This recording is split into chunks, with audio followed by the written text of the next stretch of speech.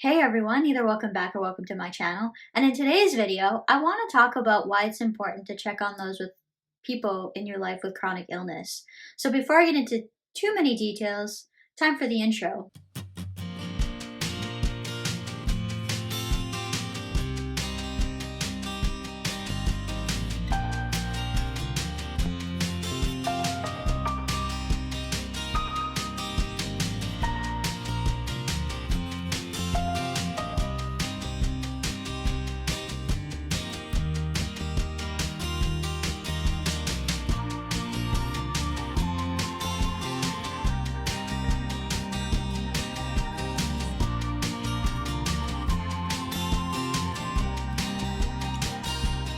I know, I'm still wearing the same sweater, but it's because I'm in the middle of filming multiple videos in a row, as these videos are going to appear at the end of the month. So today is actually the video for December 24th, so I want to just take a minute and say Merry Christmas to everybody.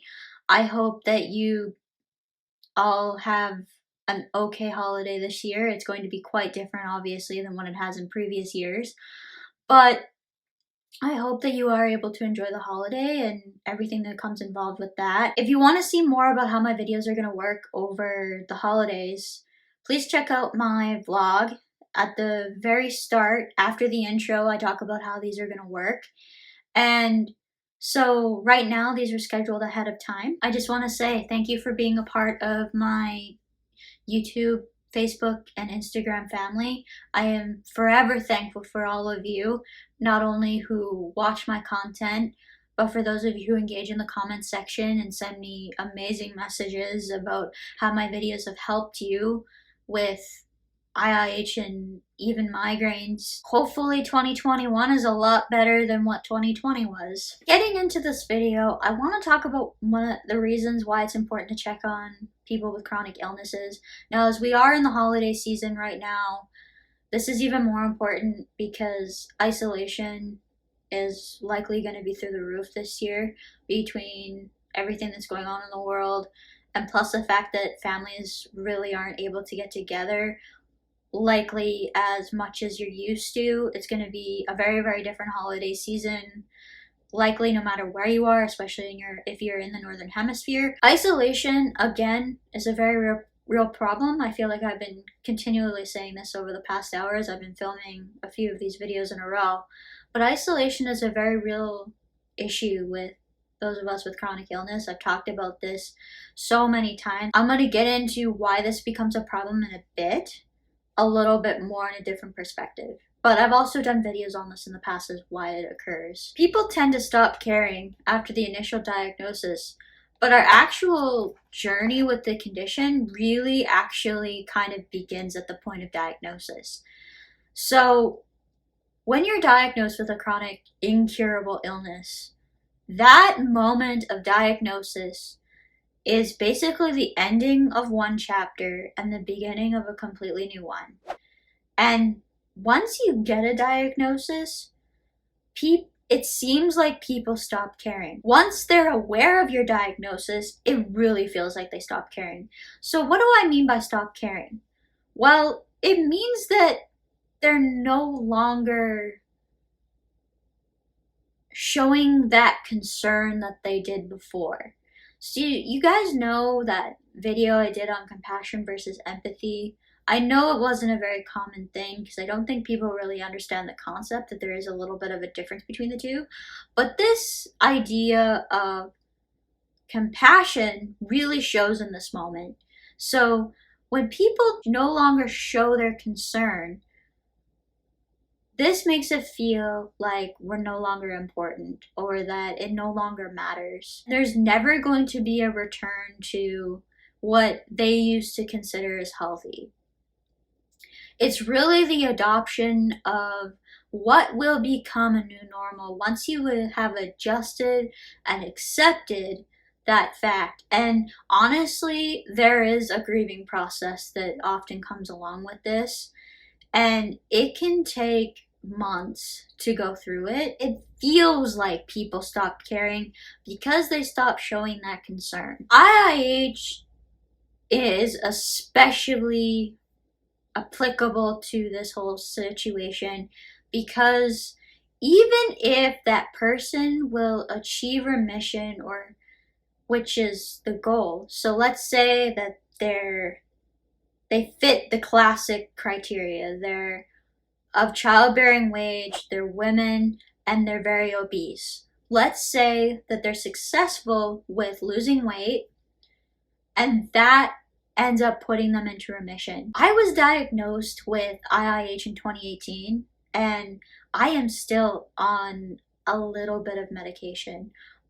It's looking like come January, I might be off of it completely, but it's going to depend on how my next appointment goes with my ophthalmologist. Now, based upon how I'm feeling and how my vision is, everything seems to be okay, but until I get that confirmation by the test, I can't say 100% for sure. When you are on that journey, it's roller coaster. So you go up and then you go down, and then there's a twist and then there's a turn, and then you go up and then you go down, and then you might go down even further and then go up again. It is so massively unpredictable. There are so many ups and downs.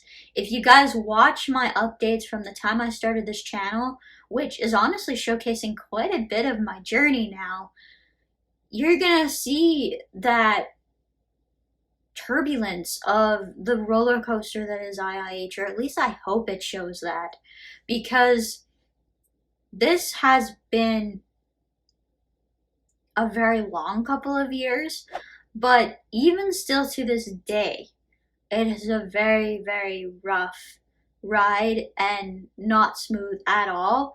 My weight loss was probably the most smooth part of this entire thing, and even that took months to start happening. Another one of the reasons why I think it's important for people to check in on others, especially with IIH and migraines, because it shows that you're thinking about that person when that person might be losing the most amount of people in their life that they've ever lost.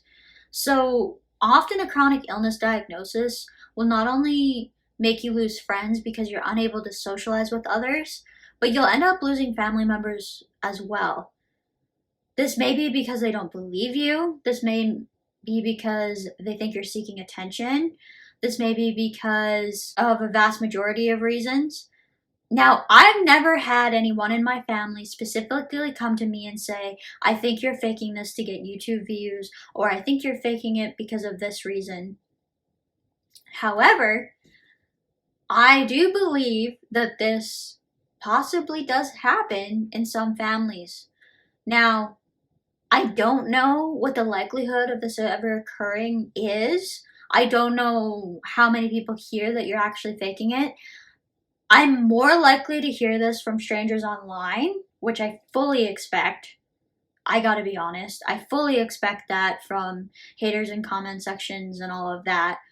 I've only ever had it happen to me once so far, but I'm expecting this to happen. The reason why I think it tends to happen a little bit more online is because people are behind a keyboard and they don't realize that they're talking to another human on the other end, and so they're likely to say things they would never say to that person to their face in real life. One of the reasons why I think it's really, really important as somebody who has this condition, for those of us to be checked in on and made sure we're doing okay in as nice of a way as possible, is because our family and friends are something that doesn't have to change when it feels like the whole world is falling apart around us.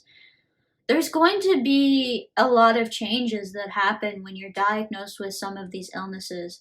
And I think the changes vary depending on what chronic illness you're diagnosed with. But there are changes that happens with every chronic illness. With IIH, there are a lot of changes that happen. And with migraines, the changes that have happened with migraines, sometimes I wonder if they have been even more numerous than IIH, but it honestly doesn't matter which chronic illness has more changes you have to adapt to than others. The fact is that you're dealing with multiple changes, and your friends and family do not have to be the things that change. The reality of the situation is they likely will. So there are some family and friends you'll probably never hear from again. There are some family and friends who maybe surprising and become even closer than what you were before you had your chronic illness, because they truly become part of your support system. I've had both of these situations happen to me. I've had family and friends that I seem to never hear from anymore, and I have some family and friends who have been absolutely fantastic, have gone above and beyond, and are more supportive than I could have ever dreamed of.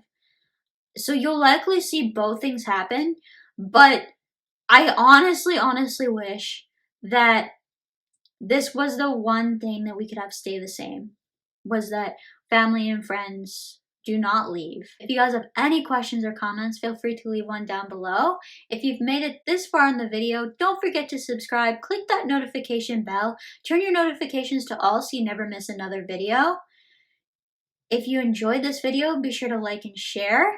If you're watching this on Facebook or Instagram, be sure to like and follow. And as for now, that's it for today. Bye everyone!